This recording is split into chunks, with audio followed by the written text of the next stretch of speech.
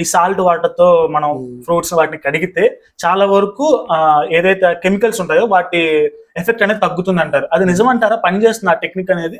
నిజమేనండి. మనకు ఇప్పుడు సాల్ట్ వాటర్ అంటే సోడియం క్లోరైడ్ వాటర్తో మనం కడిగినట్లయితే పైపాటుగా ఆ కూరగాయల మీద కానీ పండ్ల మీద కానీ ఉన్న పైపాటుగా ఏదన్నా ఈ యొక్క పురుగు మందులకు సంబంధించి తెగులు మందులకు సంబంధించిన వ్యర్థాలు ఉన్నట్లయితే తప్పనిసరిగా ఈ సోడియం క్లోరైడ్ సొల్యూషన్ వేసినందువల్ల చాలా వరకు అవి కడిగి మనము శుభ్రపరిచిన వాళ్ళము అవుతాము.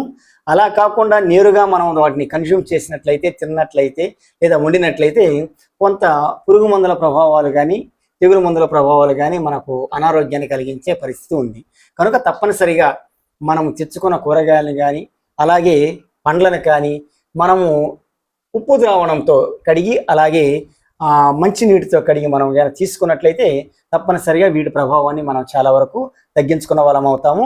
అలాగే అనారోగ్యం బారిన పడకుండా మనం చూసుకోవచ్చు. అంటే వేడి నీళ్ళలో ముక్కలు కట్ చేసి వండినప్పుడు అలా ఏం ప్రాబ్లం ఏమి ఉండదా సార్? అంటే వేడి నీళ్ళలో మనం ముక్కలు చేయము. వేడి నీళ్ళలో కడిగిన తర్వాత మంచి నీళ్ళతో కడిగి తర్వాత మనము ముక్కలుగా కట్ చేసుకుని ఉపయోగించుకోవాలి. ముందు వేడి నీళ్ళతో కడిగి తర్వాత మంచి నీళ్ళతో మనం వండుకోవాలి. ఓకే.